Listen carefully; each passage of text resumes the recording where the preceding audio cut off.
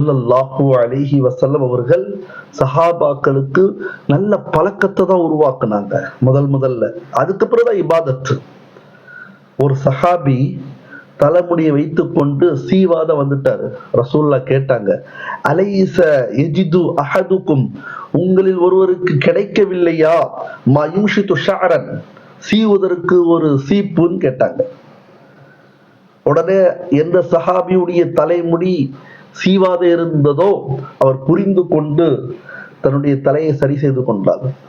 தலையை சரி செய்வது இபாதத்தா, வணக்கமா, பழக்கமா, நல்ல கேரக்டரா?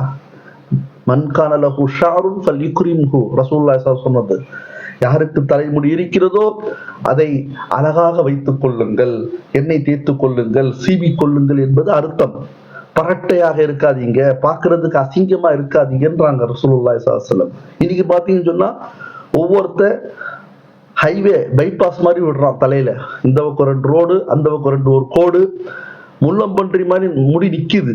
என்னடான்னு கேட்டா, ஐ எம் பெரிய டிகிரி ஹோல்டர்ன்றான், பிஇன்றான், டாக்டர்ன்றான், இன்ஜினியர்ன்றான், படிச்சவன் சொல்றான்.